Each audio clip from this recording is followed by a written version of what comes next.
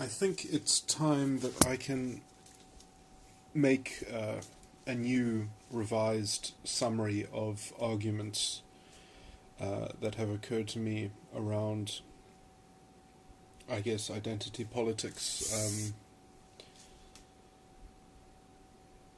and ways of deconstructing the ideology. I have done this quite a lot, but I have come up, I think, with some new catchphrases and insights. Perhaps, hopefully, I can remember them all. Let me try and ease my way into this. So, the first concept that I think is important to understand is structural guilt. That the ideology requires there to be a kind of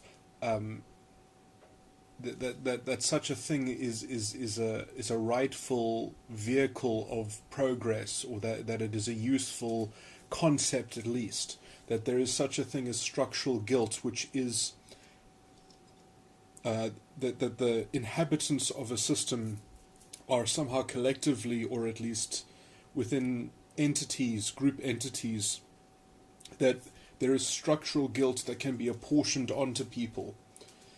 And, you know, when an ideology does such a kind of move like that, they are effectively, they're kind of,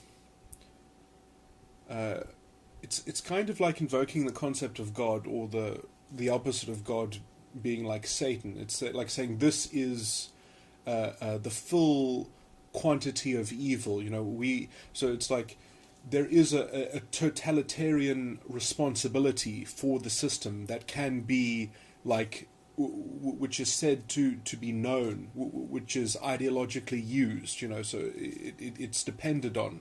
And so you've kind of invoked the mark of, you know, Satan or whatever. You've invoked the mark of the enemy, that, you know, if you can have this thing that, oh, we might not know who is doing what, but as a group, they have the structural guilt for what is going on. You know, you've got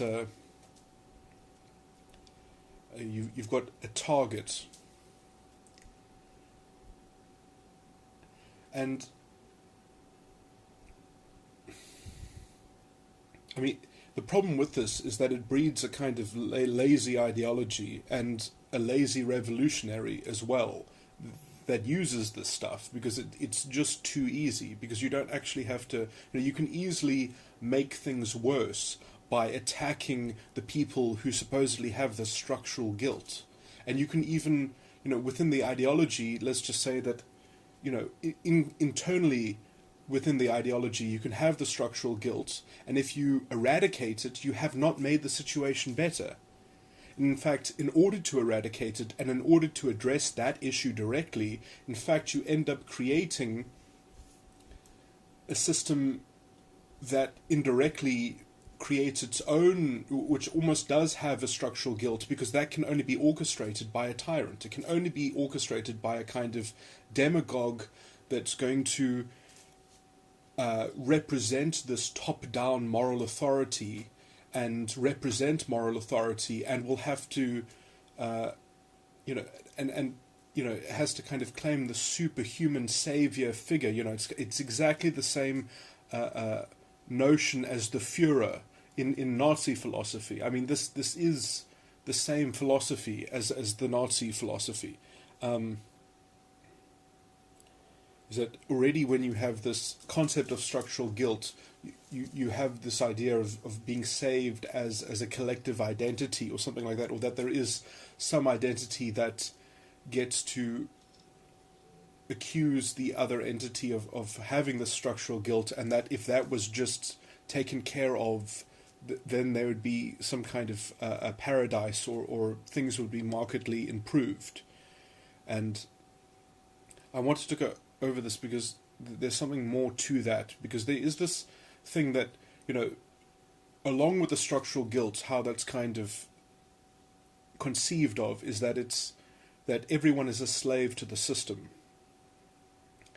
And it's kind of ironic because of that kind of ideological conception, that because we're all slave to the system, and because we're getting things unfairly, things aren't fair based on different identity claims, because the system isn't giving things evenly according to the different identity breakdowns and the different ways that you can categorize people, that therefore the only way to fix that is to make everyone a slave to the ideology of redistributing things based on the structural guilt.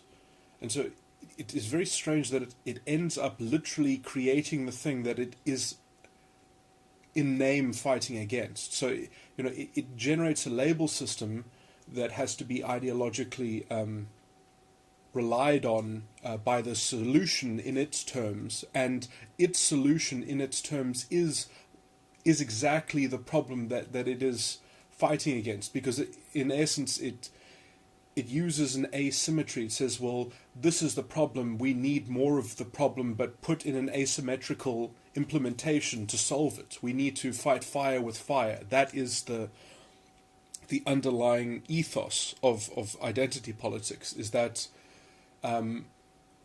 it feels so good to be part of the solution because it's like a self-righteous hypocrisy. It's like, it's like the feminist who says, no, like, we need double standards. We need to correct things. The only way by doing that is by implementing double standards. And the more double standards that you have, the better things are somehow. And if people aren't happy with the double standard, it's because they're sexist, or in the terms of affirmative action, it's because they're racist.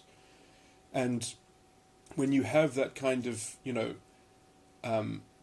attack on people that are labeled as sexist and labeled as racist because of the double standard,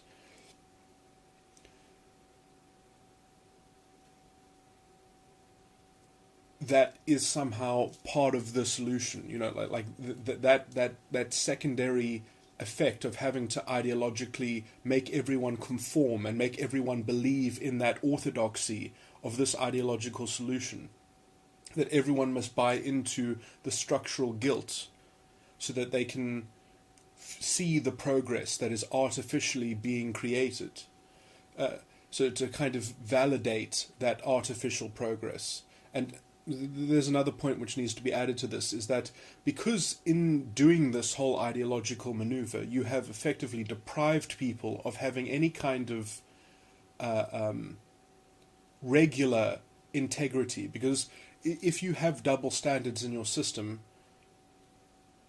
it's going to generate some kind of mismatch. There's going to be some kind of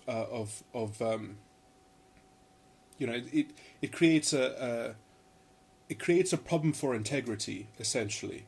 And the only way to fix that problem with integrity, therefore, is to generate an identity, a counterfeit ideological integrity based on the identity that's associated with the double standard. So this is what has effectively destroyed the non-racialist integrity in South Africa, for instance, has been completely demolished by this toxic identity consciousness that is needed to cover up the double standards, which have tremendous consequences. Because these double standards, most black professionals will just leave the country. They won't put up with it because it's so toxic. It's very bad for the labor market in general, and in fact, only big corporations can deal with this kind of bullshit. Small companies, because of the tokenism and the headhunting, can't keep up with investing into black professionals, because as soon as they become experienced, they become valuable tokens, and they get stolen by the big companies, and they command wages which aren't proportional to the market value of labor, and so small and medium companies have a very hard time in South Africa, and in a developing country, you need small businesses to develop skills. They're people who will take people on who don't have experience, who don't have skills. But you can't do that in this country, essentially, because of the strict mandates that you have to have people of a certain percentage, of a certain color. It's and these are the direct ideological consequences of this ideological mismanagement, which is it functions on some level within the big corporate space, and I mean, and to the level at which it functions ineffectively and inefficiently because it's merely because of mandates, it robs people of non-racialist integrity. And so the only thing that people are left to do is to generate this consciousness of doubling down into the ideology, and generating this idea that the hypocrisy needs to be embraced because it's part of the solution. And then already you have destroyed the non-racialist society in some sense. Yeah, and because you've given people no alternative, in essence. You've incentivized them ideologically to buy into a kind of racist religion. And so the whole identity politics effectively operates as a kind of religion, that we don't need to have integrity because we've got this ideology which excuses, what is effectively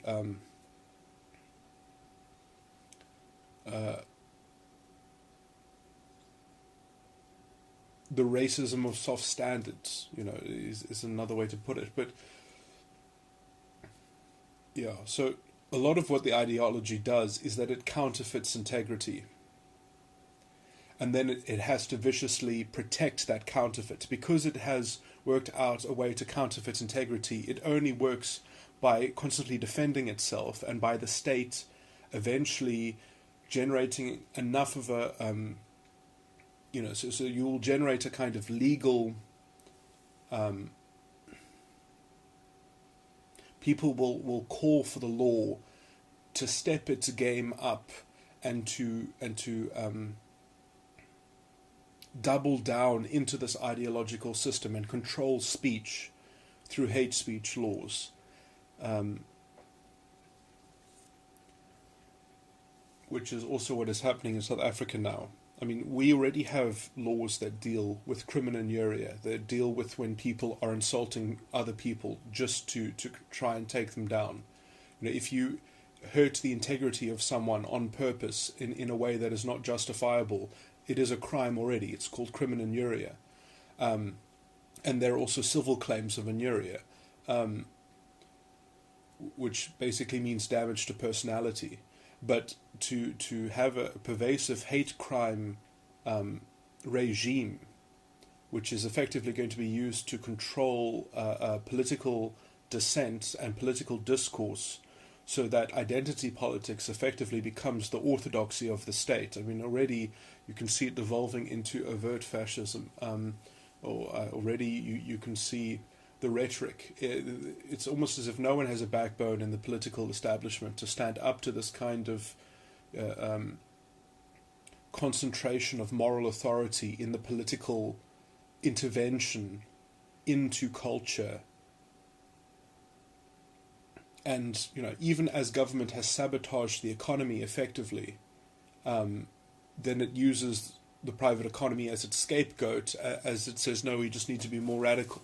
And then it can excuse all of its ideological mismanagement and failures.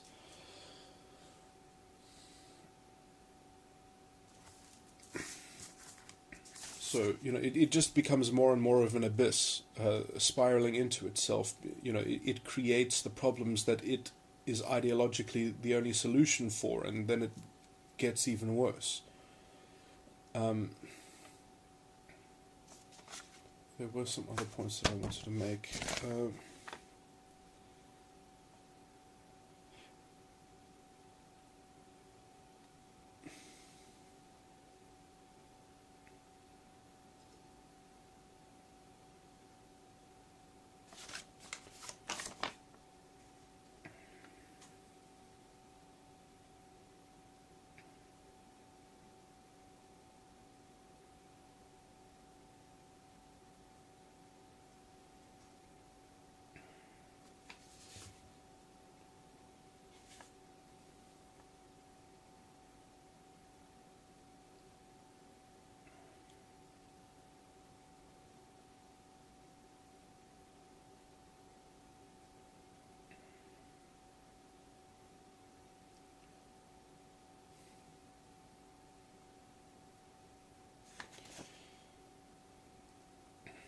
see, did I have any more characterizations of this stuff which is perhaps novel?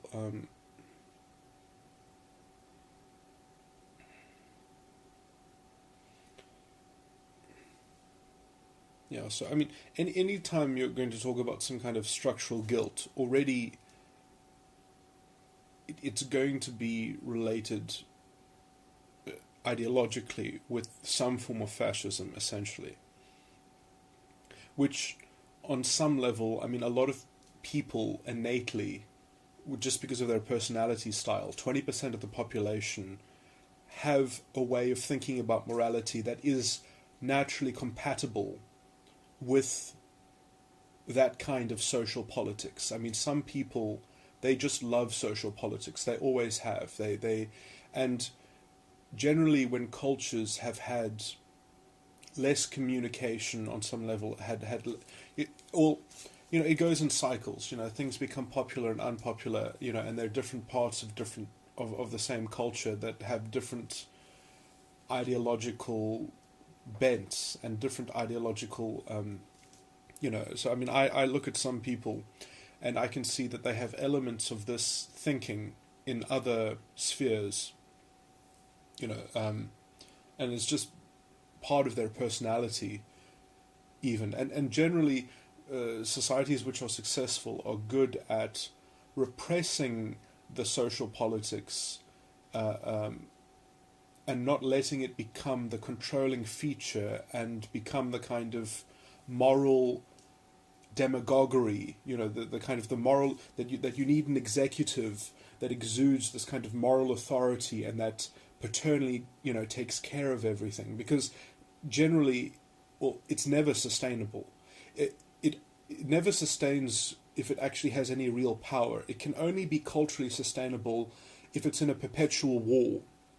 If it's like forever the underdog, like the kind of Sicilian mafia boss, the Godfather. If you kind of are living in an underworld beneath a kind of economy, and you're sort of on in the back streets, in the shadows, like if you can perpetually sustain yourself being the underdog, this ideology can work. Because then you never actually have to prove the veracity of your claims, because you never get any real power. And when you get real power, then you really see the cultural abyss spinning up, because it doesn't deal well with being accountable for its own politics. It cannot deliver on its own ideology, and its lack of delivery will always be exteriorized onto a greater conspiracy of history or of people overseas, or that we've internalized things that go against our identity, and it becomes a kind of identity purity. It has very bad ways of, because it's got the same interpretation that it just must keep on applying. It can't ever backtrack. It doesn't have the capability of having any intellectual humility about anything. And that really is what makes it more and more vicious and more radical and violent. And, if it runs out of excuses, it really,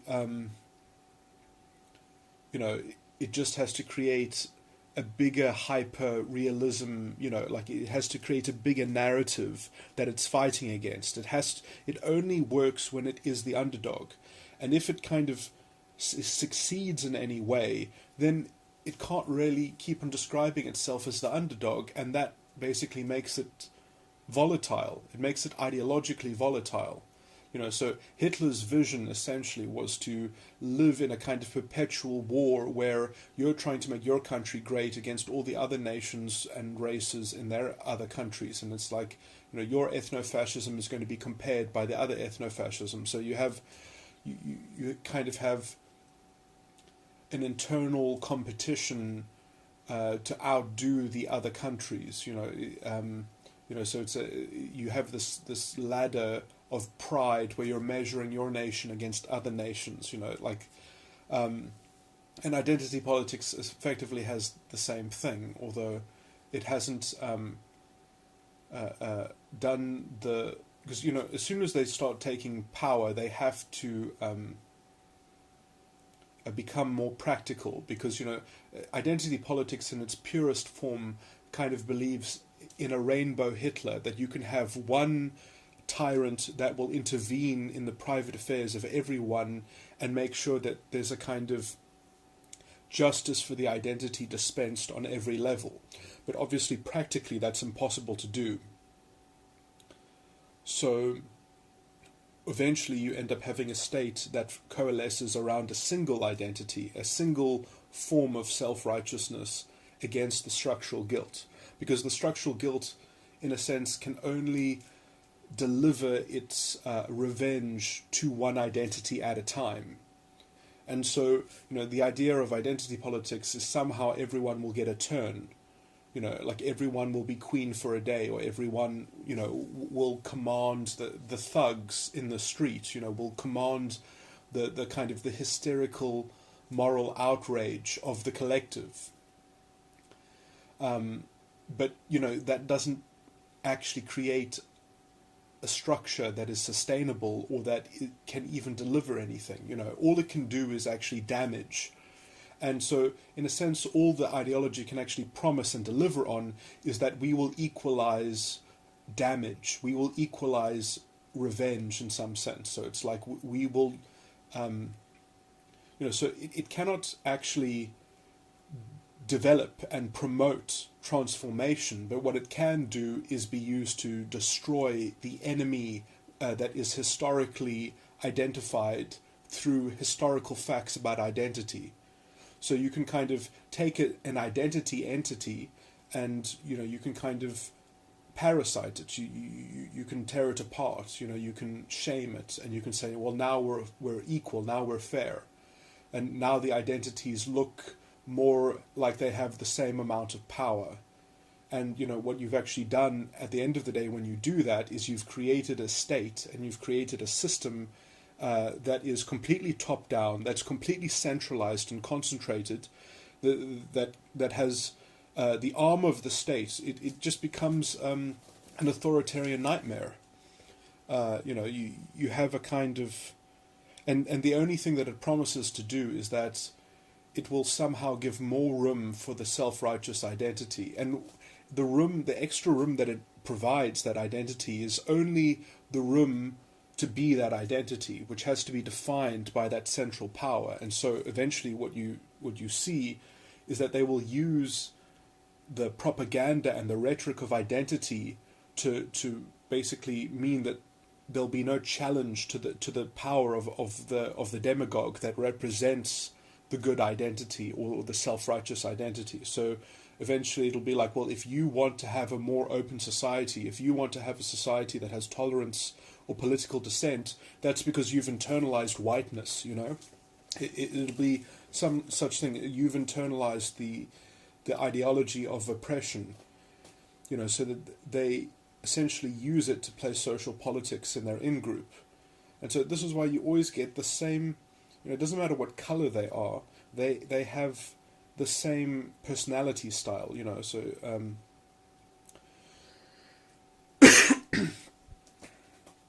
And you see this especially, it's funny because, all this ideological stuff kind of came from feminism.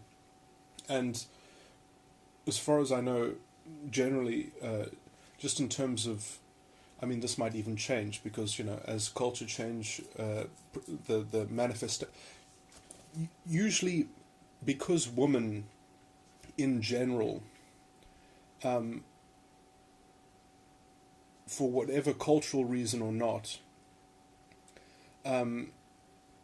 they don't have the same opportunities to develop their character. They do experience different forms of rebuke, let's just say, and they have different. But generally, because men to just, and I'm talking in a purely generalized way, because this is not going to be true of individuals, but just as a general take on things. There are a lot of people who have the temperament, the personality style, who want to play manipulative games in social politics and use group politics to kind of marshal people within their in-group and make people conform to their drama and use them and use that drama in ways that kind of increase their prominence.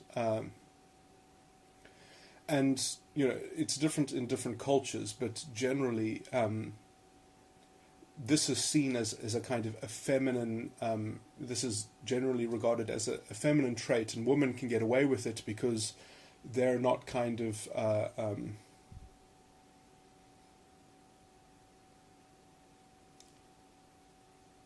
they're not as openly criticized as men are. So usually men with this temperament will learn to conceal this, and usually that makes them more manipulative in some sense. But generally, men are very aware of these kinds of underhanded, tactical social politics. I mean, not all groups are, but I would say men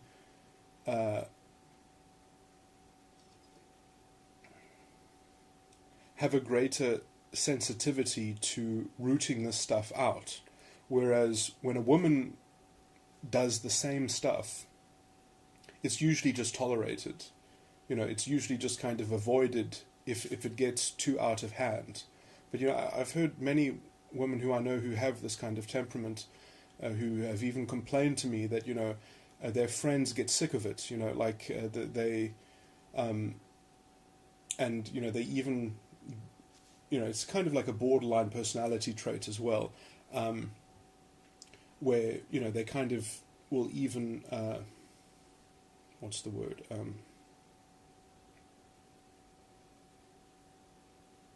They will ration it out in some sense. Like they'll have different friend circles, and then they will have different dramas rolling around in different friend circles. Because if they just did it all the time to one friend circle, eventually they would get so sick of it.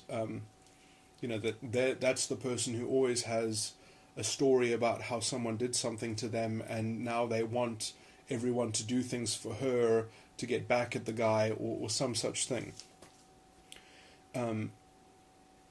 There's some people that effectively they live for the social politics. That's what they will even orchestrate the incidents. They will invite the incidents. They will concoct the stories in some sense. I mean, sometimes they will, even if they've calibrated it so well that it should have happened, but it didn't happen, then they'll just, they'll say that it did happen anyway.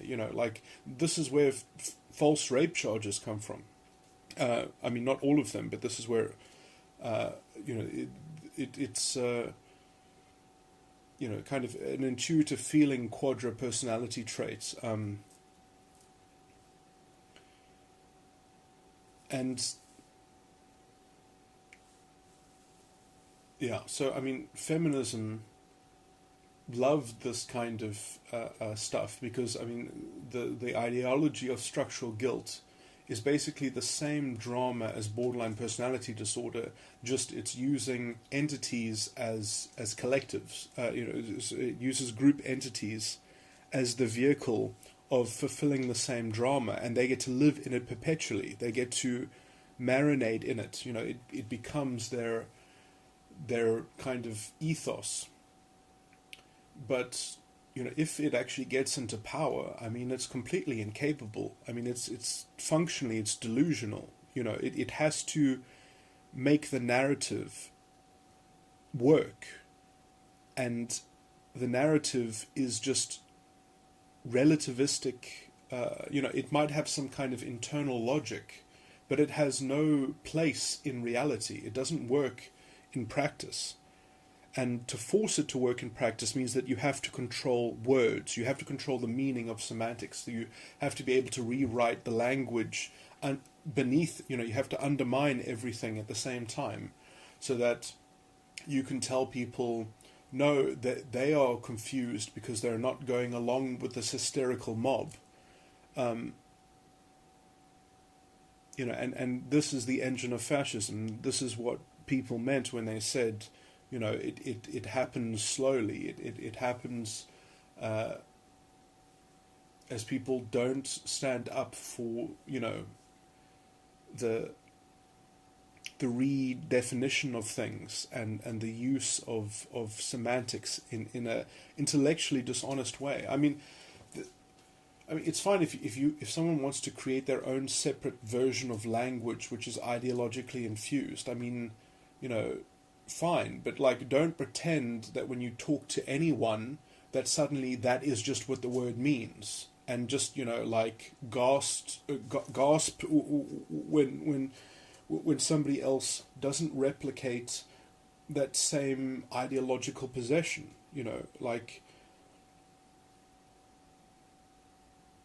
That somehow orthodoxy is just there to be seized by some kind of tyrannical gainsaying.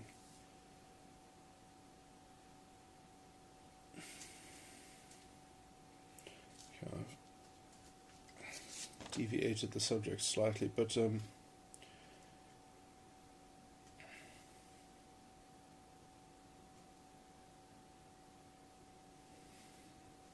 let's get, because I'm not dealing with all these political issues in the fullest sense possible, and that always makes me afraid, because the people whose ideology I'm deconstructing will fill in all the blanks with the cheapest form of obtuse presumption.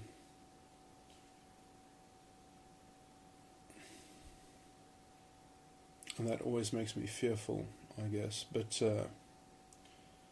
even if you did address every issue perfectly, and completely within a recording, it really wouldn't matter, because the kind of the borderline tendency is so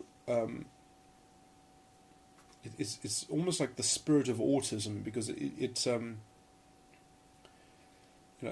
say that because solipsism might be more technically true, but because it is shared by a kind of political vehicle of other people who believe in the same kind of setup.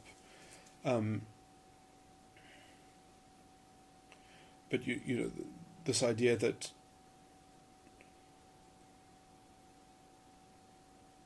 their judgment, their relativistic judgment, must be able to see the complete prediction of a kind of ideological destiny that must be fulfilled for the system to be just.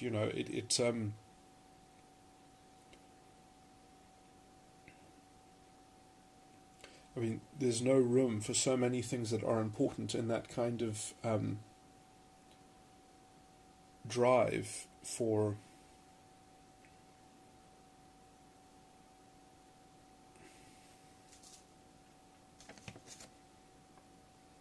was kind of, I guess, an excuse for kind of stealing all the epistemological power in a system.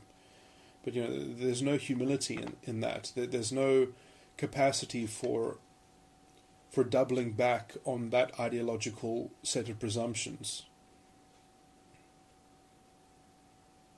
It has built into it an essential. This is the idea that certain characteristics are just essential about reality and identity. The thing that gets me is that the radical social justice ideology is essentially racialist at its core. It knows that it is racialist, but it makes up for this because it says, no, but we believe in equality of outcome, so it's okay to be racialist because we believe that there should be an equality of outcome, and we're better than the non-racialists because we believe that everyone is unique and special and has this kind of purity and shininess about them if they can just be purely who they are themselves, without having to do anything, without having to think anything, without having to develop anything, as long as they develop their own sense of identity. So it has this kind of solipsistic internal narcissism that it's feeding. And then it can mobilize that narcissism effectively to just promote a kind of orthodox moral authority that's going to fix everything, because that narcissism just needs to be fed. It's a very cheap racialist religion almost. It's a very manufactured religion around identity. And, and you get these people who make up these like poems or whatever, or just, these profound things about what it means to be a woman. And, like the whole thing is that it doesn't matter what you say about it, because no one can understand what you're saying, because they don't have, if they're not already in the identity group itself, they'll never have direct access to that form of narcissism. So it's just incredibly dehumanizing in so many ways. But how it disguises that dehumanization is that it makes it into an accusation against other people who don't belong to the same narcissism. So it says, you dehumanize us for not letting us be whatever it is that we think that we are, that you can never understand. And there's no obligation to communicate, because communicating things on an essential nature are impossible, because you either belong or you don't belong. You either have access to the same narcissism or you don't. And so all that matters is a kind of economy of shared narcissism. And that the comparative narcissism that people supposedly can access in a system, that needs to be arbitrated on by some kind of moral authority that can arbitrate between identities and mediate between these narcissisms and work out what statistics represent equity between them. And, even if you do all these things, it means absolutely, it effectively says we don't want any responsibility for anything.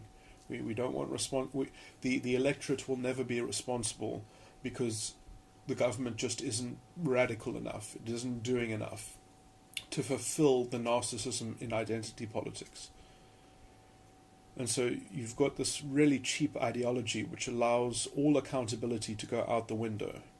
And this is a general point that I haven't found a way to talk about directly, but the truth is that probably in 1 or 2 generations everyone could be developed. Everyone could be living like a rich person does. It is conceivably possible, but it requires actual work, and it requires actual planning, let's just say. And the first thing at the basis of all of this is it requires an actual model of the solution. And that model is not the top down, that model is the bottom up. The first keystone to that making the world a better place is the ideology of individual responsibility and accountability, not the structural guilt, but and yes, you could say that you can expect the government and the structure to help promote that individual responsibility, and I mean that by giving aid and support, but that support would not probably be direct. It would be a kind of indirect support of helping bridge things that work, that are known to work, help promoting small business, not by mandating certain things happen, but by discovering the conditions which would help things happen and promoting those. So there's a lot of work that could be done, but the work of forcing things to happen, ends up creating this toxic ideology that is effectively, well, now it's going to probably result in a complete reactionary explosion.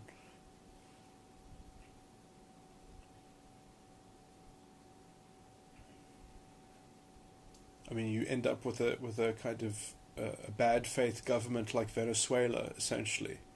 It's kind of what we're probably going to be moving toward, because somehow we think that the precious metal in South Africa is better than the Venezuelan oil. It'll do better for us somehow.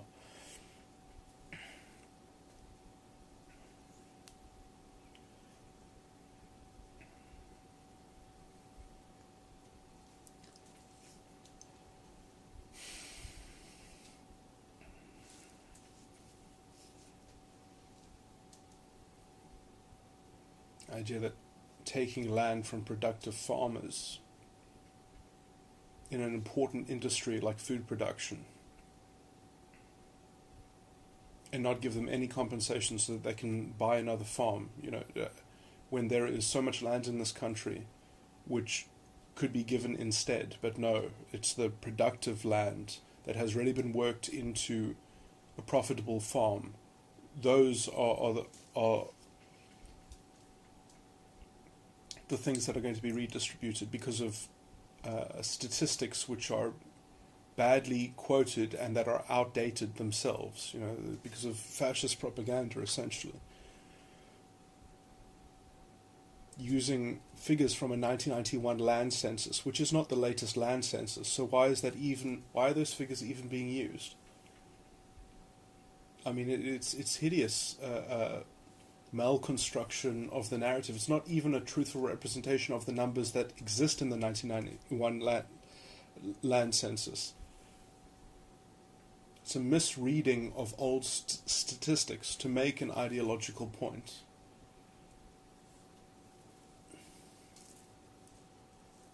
Just so basically the politically connected can get access to, so essentially a few people can benefit. I mean, even if it's a few thousand people can essentially reap the reward from a top-down government policy that is going to disrupt a whole industry.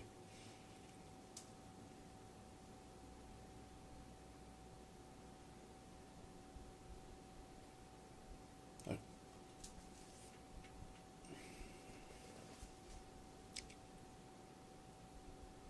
would go over more of those details, I guess, just to make the point, but just how thin this ideologically constructive narrative is.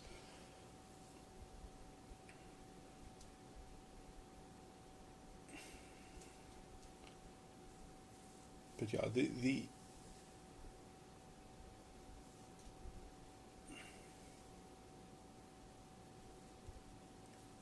the bad policy that comes from pandering to the promotion of this anti-non-racialist identity, this poisonous consciousness which is needed to justify the failings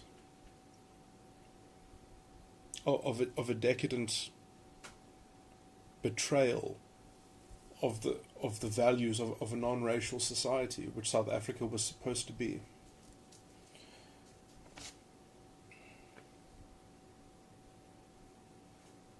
And it's ironic because social justice is exactly what this ideology destroys when it tries to shield its hypocrisy from criticism.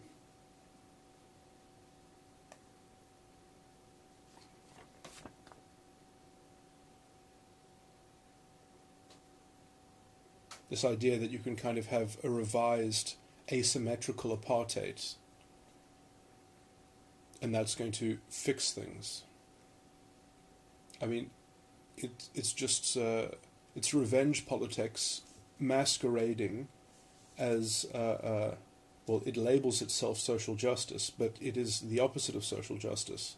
I mean, if the Constitution talks about social justice, it talks about it in a non-racialist context. And the affirmative action talked about in the Constitution is nothing like what has been implemented.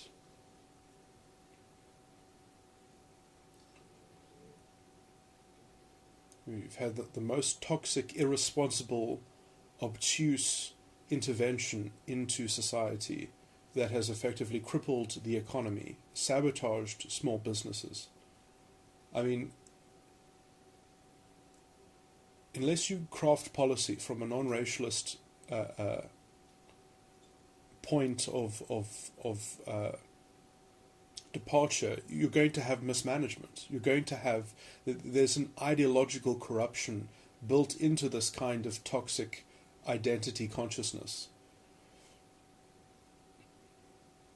Because instead of doing the affirmative action where you support people to connect people into positions where they, because of history, would not be able to access. Instead, you're going to just mandate their inclusion. You're just going to lower standards. You're just going to destabilize institutions. You're going to undermine effectively everything just to make a shortcut. A shortcut which only a handful of beneficiaries can benefit from some kind of coerced policy that coerces the system and leaves so many people excluded, because now you've created a system which is effectively devoting all of its systems, it's devoting all of its resources to managing this kind of ideological red tape, instead of setting up authentic pathways for development, instead of doing the hard work of working out how you would connect these things, which would, yes, they would mean that people would have to study the same subject for longer, perhaps. They would have to do extra courses, perhaps. But no, the pride of the identity, the narcissism of the identity is far more important than the consequences of giving people degrees which are not to the same standard. And what are these people, that receive degrees, what are they going to be? They're just going to be absorbed into industries. Well, that you can say is fine. It's just business taking one for the team. But what happens when that industry itself is education? When you're sending teachers into the field who are not properly prepared, or as prepared as they could have been if we had been serious about transformation and development. Instead, the pride of the group identity that the teacher belongs to, that needs to be infantilized by a tyrannical system that guards their group identity pride. I mean, it's and that has to be doubled down on, that if they fail an exam, they must just pass anyway. It was it's a kind of thinking which is not interested in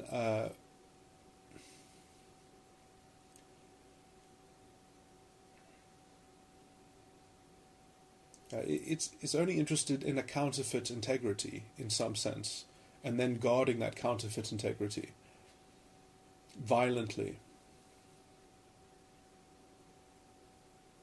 and shielding it from criticism through accusations of racism. Because you have a government that is not interested in providing access. It wants to be the good guy. It wants to be seen as giving the direct benefits to people. It wants to be on their team of their identity. And betray a non-racial society, betray the transformation which could have been possible, betray the paths of development which could have been authentically constructed. But no, pride is more important than having the capacity to actually develop. And so, I mean, if things do eventually explode, I guess, all it will prove is that in the long term, people will get the government that they deserve. I mean, if Julius Malema ever becomes the president of South Africa, it will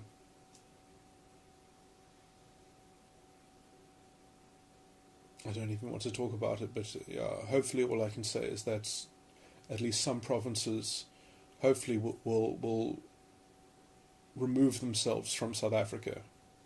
They will separate so that the whole country at least doesn't have to go fascist. I mean, I don't see why the whole country together should have to suffer through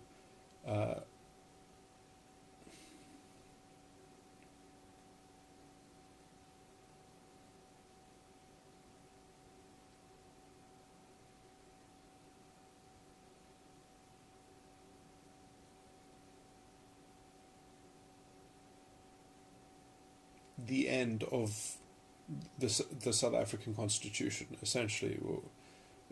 To suffer the end of the South African Constitution is just is not something that I'm prepared to have happen without a fight, I guess.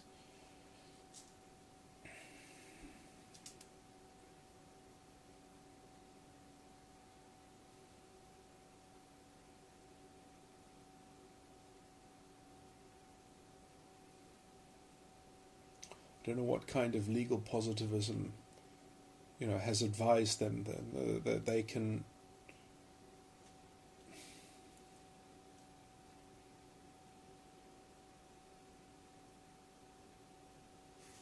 do the kind of semantic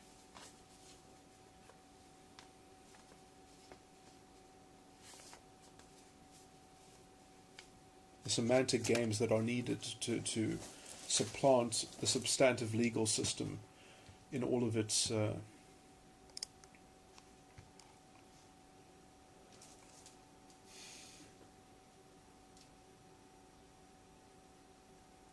again, I mean, South Africa has probably legally the best legal system in the world, and for foreigners to hear that, they probably won't understand anything by what I mean by that, but effectively it was the legal system that had the least amount of Napoleonic influence. It didn't have, I mean, anyhow, that's a completely different subject, but anyway.